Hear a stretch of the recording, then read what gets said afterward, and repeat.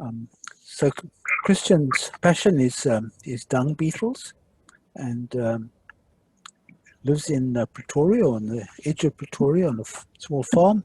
And yeah, Christian, it's over to you. He's just starting a PhD, and maybe he will tell us a little bit about that as well as he goes through. So thanks, Christian. Over to you. Right. Good evening, everyone. Before I start, I just want to thank Profandil for inviting me to start to give a talk about the systematics of South African dung beetles.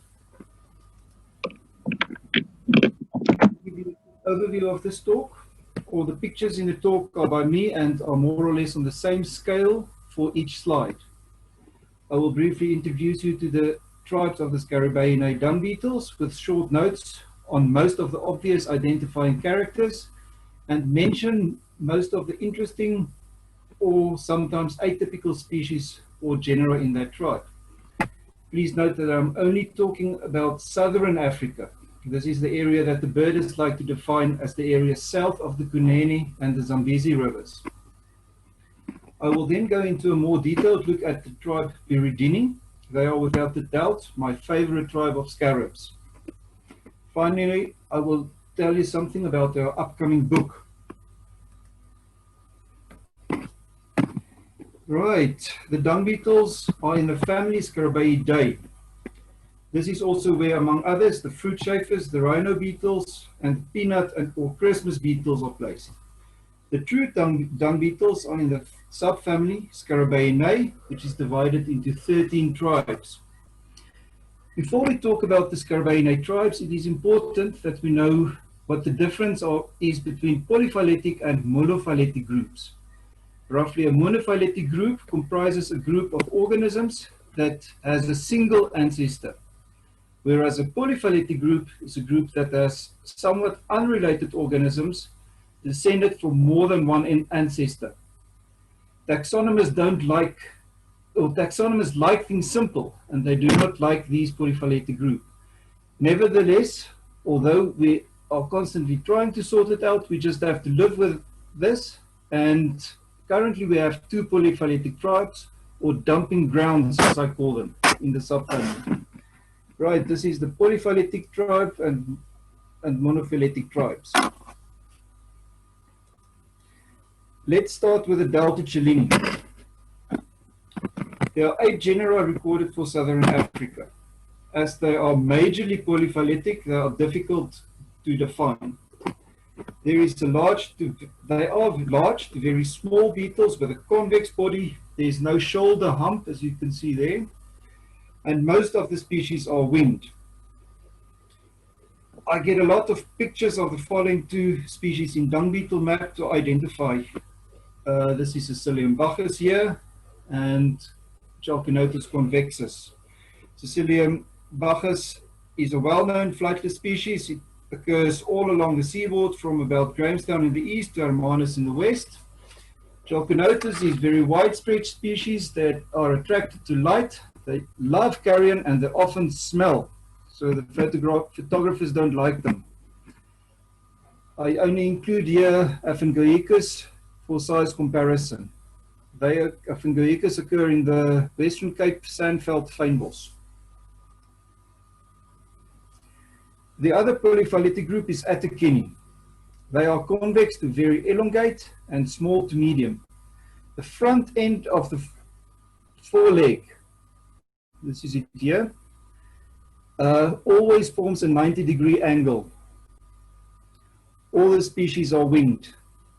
These 2 genera here, this one, Coptorina and Deloplerus, they only eat mushrooms. They would make a burrow at the base of the stem of the mushroom, then break off small portions from the plant and provision their burrow with it. The mushroom portions are put inside a small shell where it ferments and serves as food for their larvae. Here we have Padaria. We don't know a lot about them, but we think they are klepto or nest parasites of the larger Heliocopterus species. Then we have the tribe Epirini.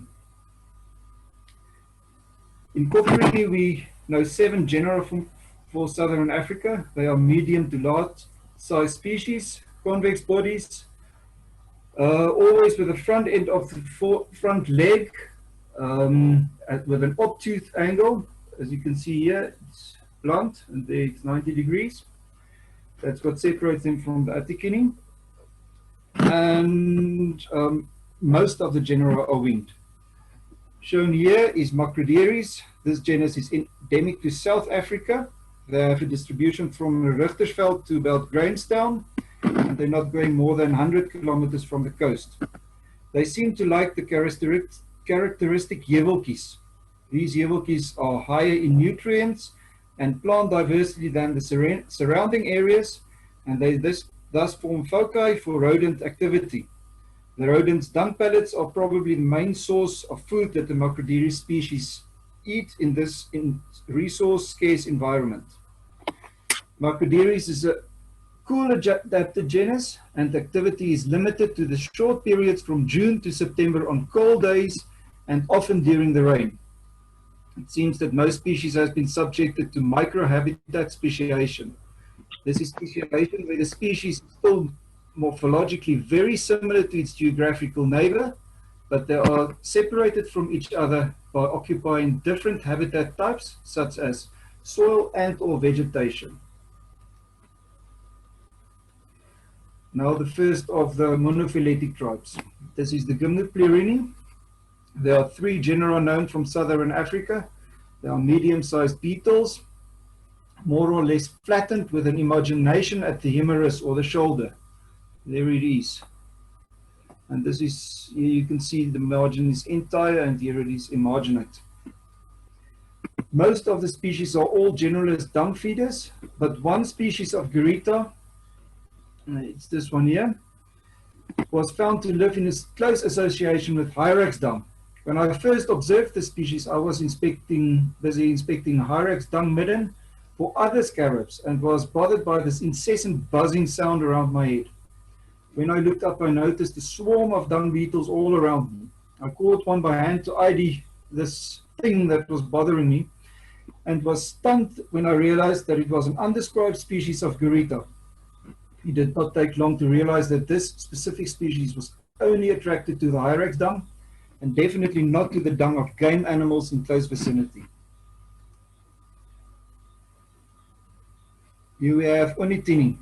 This tribe has 10 genera that have been recorded for southern Africa. All are medium-sized beetles. They are more or less square-shaped and flattened, while most of the species have, most of the males have interesting sculpture on the legs. There you can see all these funny things that they do. All the genera are winged. Untitled Frey, it's this thing here, specializes on rhino dung and has a habit of covering itself in dung and playing dead when disturbed. Although it probably once have been more widely distributed in southern Africa, the only place on earth that we currently know of that it occurs is in Umfolozi Game Reserve. So if the rhinos disappear, Untitled will disappear. Next we have the Skara Bayini. There are 7 genera recorded for southern Africa. They are medium-sized beetles and are the typical dung ball rollers. All the species have no tarsi on the front tibia. About 2/3 are day active and the rest are night active. Most of the genera are winged. Most of us know Pachyssoma, it's this here, the flightless dung beetle from the west coast. They occur from the dune fields of the central Namib Desert at Walvis Bay in Namibia, all the way to the sandveld around Cape Town. They are day active and forage for food by walking. They will drag food forwards while it is held between brushes on the hind tibia. They feed on dry dung pellets, detritus, or a combination of the two, which is in contrast to all the other flying species of Skara Bayini that feed on wet food. The other interesting genus is Scoliages. All the adults feed and breed exclusively on freshly killed millipedes. There is evidence that they will actively hunt and kill millipedes. These millipede carcasses will be disarticulated and buried in burrows as food for the larvae. Then we have the tribe Untitled, which is divided into 14 genera for southern Africa.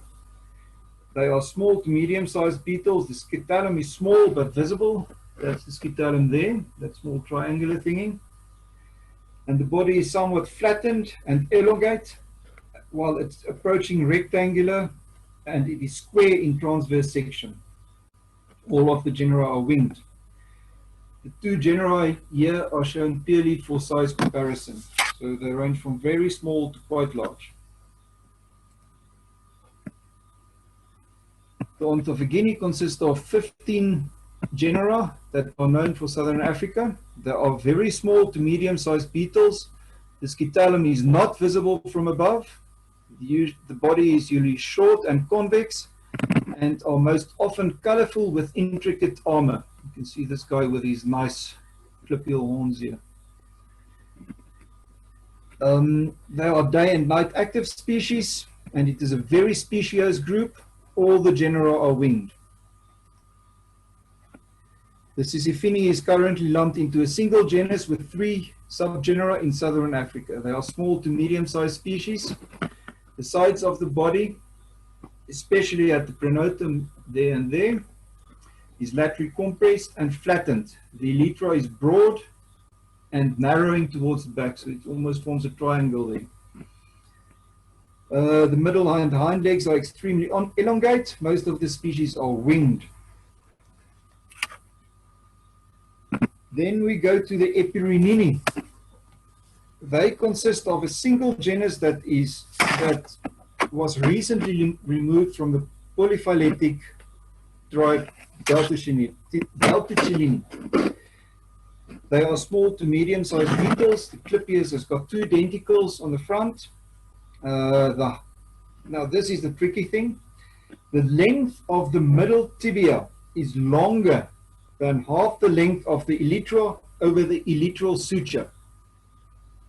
Most of the species are day active. There is a clear division between species living in open or forest habitats. Most of the open habitat species are winged, while the forest species are flightless. This is a winged open habitat species, and this is a flightless forest species. Then we go to the Beridini, which is a very interesting tribe. It was recently described and removed from the Deltochelini to accommodate this group of unusually small dung beetles. They occur in the isolated forest patches along the eastern and southern part of the Great Escarpment of South Africa. The tribe is characterized by its small size. They are highly convex, and they've got a unique clipial shape. You can't really see it there, but believe me, it's unique. And the pronotal sides is flattened there. They are all flightless, and they are forest litter dwellers that are assumed to feed on any decaying organic matter, although they are readily attracted to dung. Interestingly, the indigenous forests of South Africa are divided into groups, which are divided into subgroups. It is amazing to note that all the forest groups share a genus, while almost every subtype of forest has its own unique species. Undoubtedly, there are still lots of undiscovered species waiting to be discovered. Then we go to Odontolumini, which is another interesting tribe that was recently described also from the Deltochelini. It consists of a single genus for Africa. They are very small. They're probably the size of 2-3 millimeters big. The clipius is 5 dentate, and almost all the species are winged. Finally, we go with the Beridini, which is my favorite tribe. Currently, there are 7 genera known for southern Africa. The body is sparsely settate and strongly convex. All the species are flightless. They are medium-sized and are currently known to occur in the arid to hyper-arid regions along the southwestern seaboard of Namibia to South Africa, from about Brandberg in the north to Garries in the south. with most of the known species occurring in Namibia. Other than the rest of the Skara Bayini rollers, these beetles would grab a hyrax dung pellet with their front legs supported with the clippiers and carry it while walking forward to bury it in a suitable place. An egg would be laid on the dung pellet that are stashed inside the burrow. The larvae are free-living and are thus not inside a dung ball. It is only when the larvae start to pupate that they construct a cocoon from the silt that they are living in. Right, the story of Beridini starts when South America and Antarctica split from each other. There is some contention about exactly when that happened, but about 20 million years ago, the resulting circumpolar current began bringing cold upwellings to the west coast of southern Africa. This in turn caused the west to start drying out. More or less during the same time, about 20 million and again 5 million years ago, there were two major uplift events in the central plateau of southern Africa. This caused the inflow of moist air from the east to the west to be significantly reduced, resulting in even further aridification of the west of southern Africa. So the once very habitable environment changed into this. Now we go back to the dung beetles. As the environment got drier and drier, they had one of two choices. And to simply put it, they had to adapt or go extinct. The following four factors, this includes morphological and behavioral adaptations, contributed to the amazing survival of the dung beetle tribe Beridini under extremely difficult environmental conditions. 1. The Beridini became flightless. Although this does not happen with all coleoptera in arid environments, the fusion of the front elytra to prevent water loss has been suggested as a primary factor in the evolution of flightlessness in desert beetles. 2. This is all good and well, but now the beetles can't fly. So how do they get food in this extremely arid environment where game animals are only sporadically around? Enter the rock hyrax. They have been around for at least 20 million years. They mainly live amongst boulders as protection from predators and get all the moisture requirements from the vegetation they eat. They can thus live independent from any constant water supply and are consequently found almost everywhere in suitable bouldery habitats. They have communal toilets or dung middens. These middens are sometimes used continuously over thousands of years. This gave the flightless dung beetles the opportunity to switch to only using hyrax dung as a dependable food source.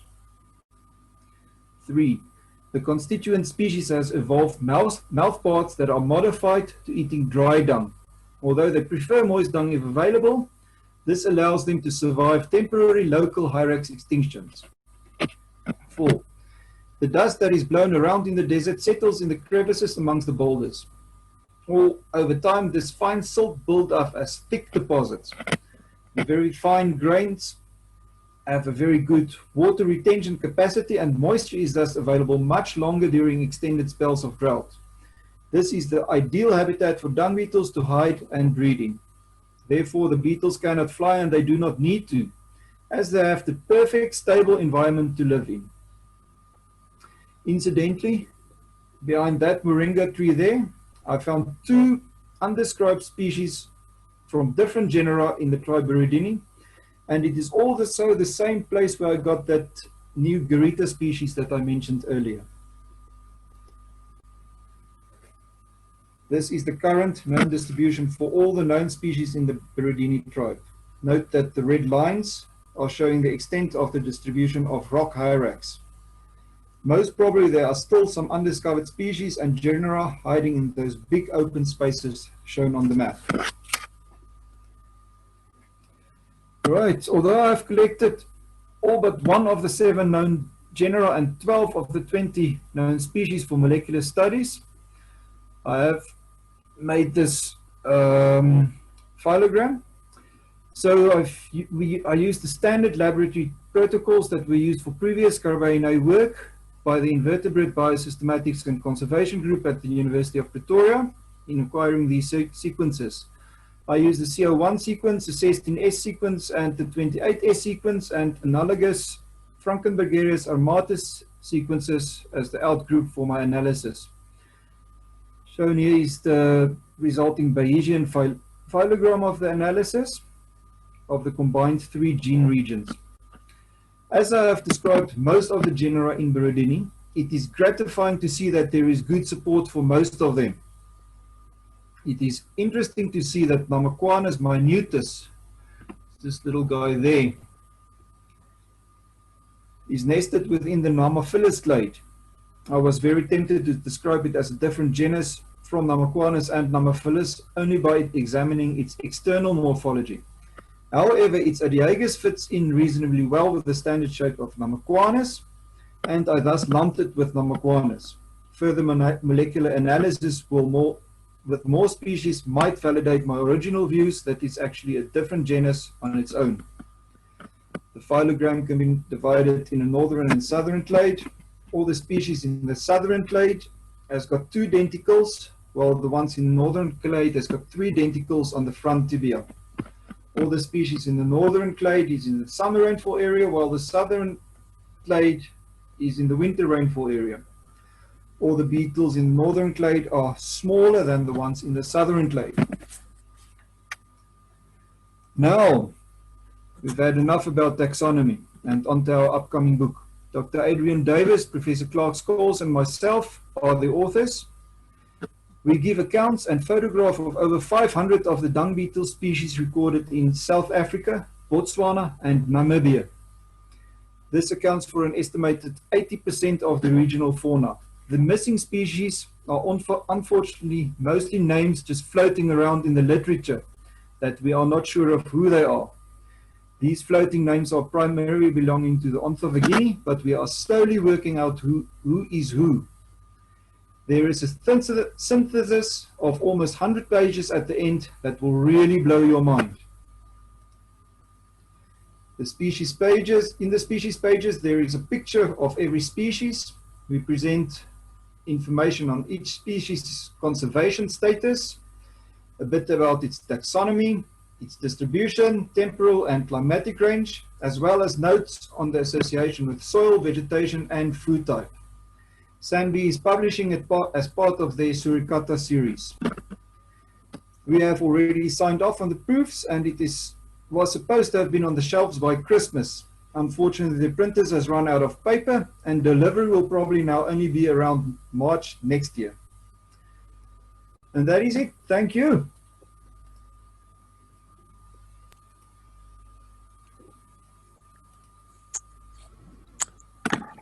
Thanks, Christian. That was fascinating. That's not boring. No.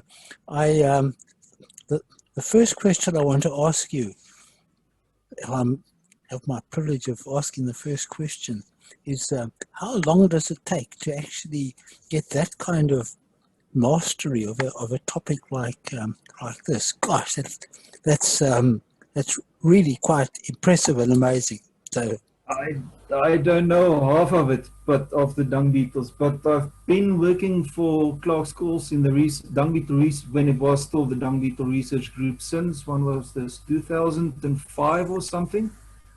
So since then I did a master's degree on dung beetles, and now I'm finally decided to do a PhD thing. So what got you hooked on dung beetles in the first place? Well, it's actually a long story. I wanted to do plant pathology at university, and as an extra subject I decided there's some interaction between plants and insects, so I took entomology as an extra subject for extra credits, and I just switched over to entomology, and then obviously Clark is interested in dung beetles, so I just followed. So you got poached by the dung beetles.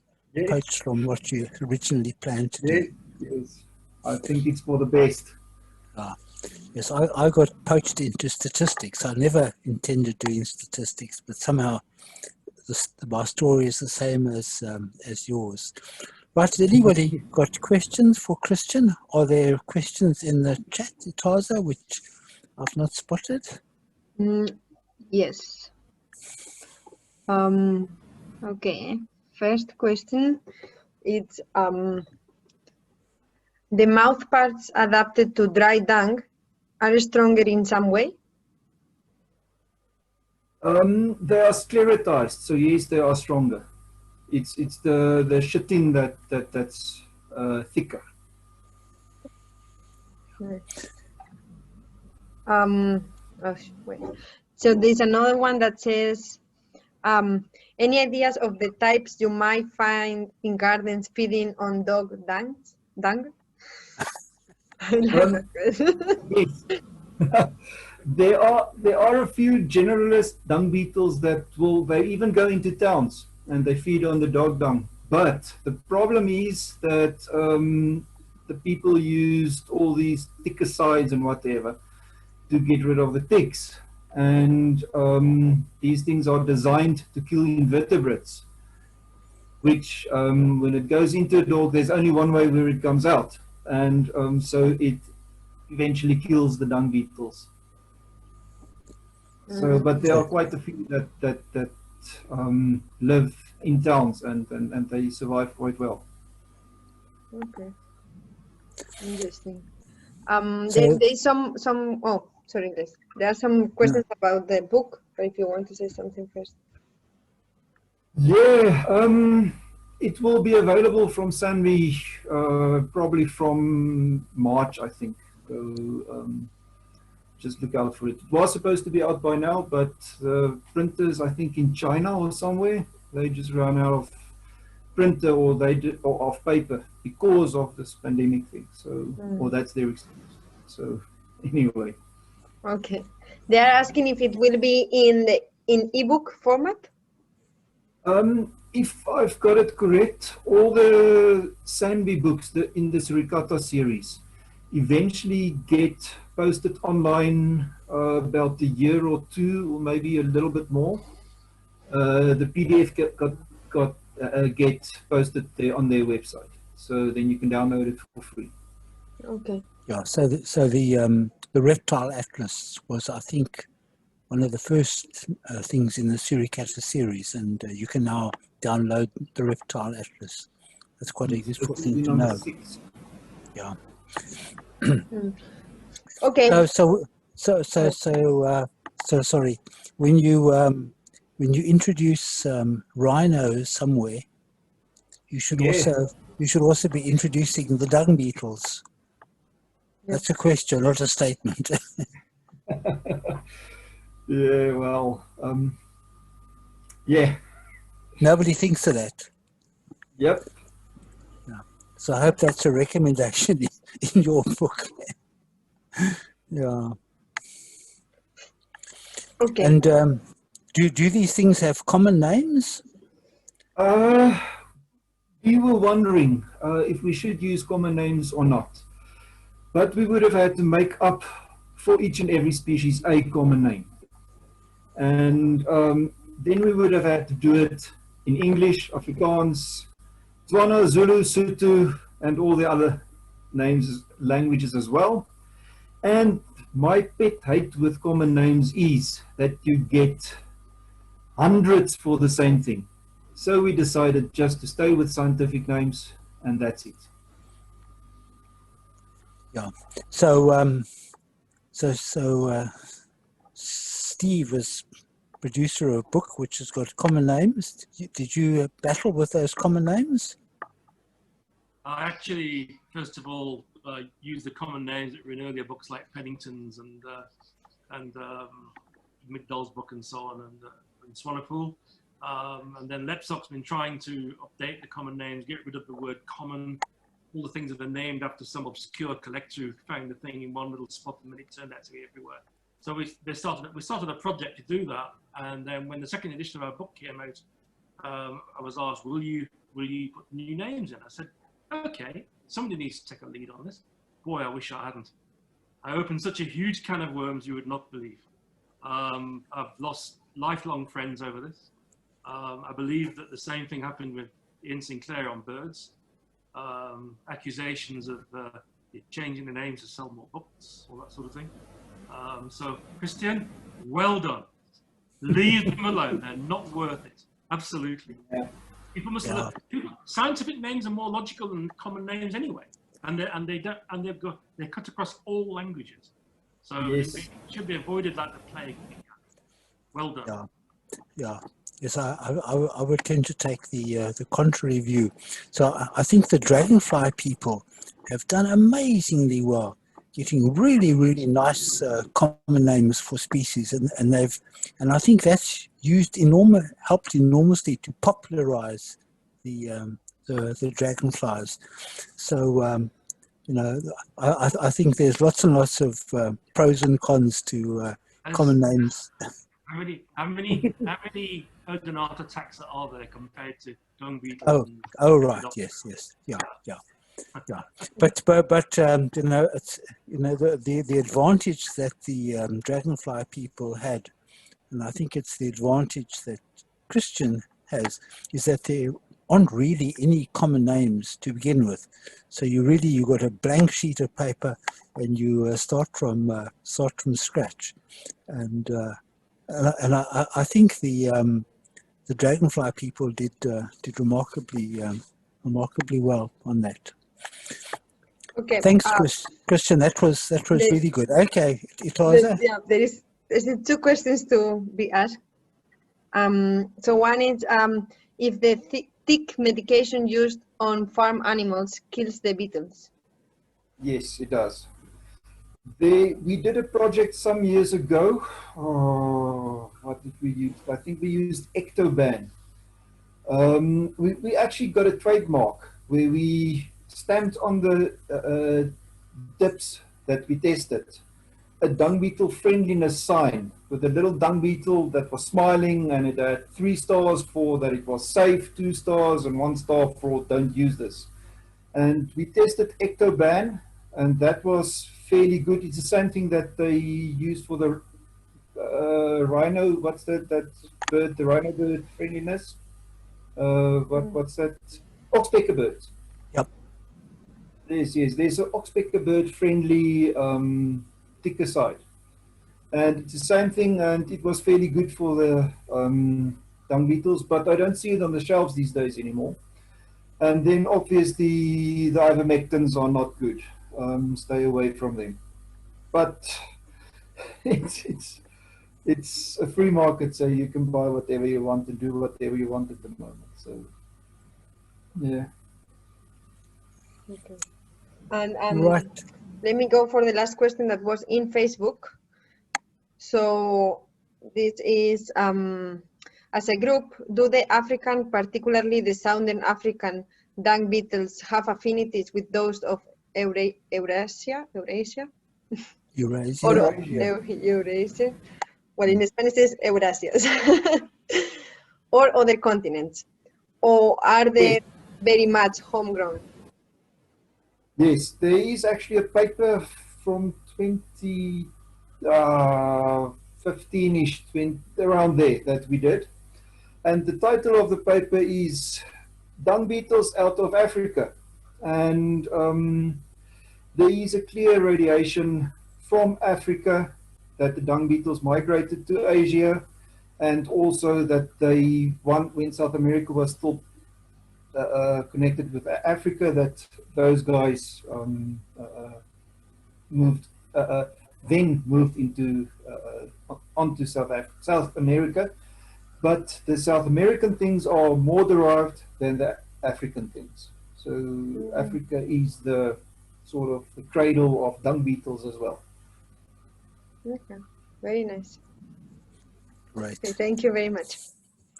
So I think on that note, Christian, we say thank you very much for your presentation. Thanks for, I think, your patience with us, as you've had all sorts of problems to deal with. And so finally, we've got you here. Thank you, and thank you for all that you do, and thank you for all that you do for Dung Beetle Map. I know Renee and Christian are getting the taxonomy straightened. So yes, thank you. I've finally got a little bit of time, so I'll get onto those things soon. Excellent, Christian. So thank you. So now we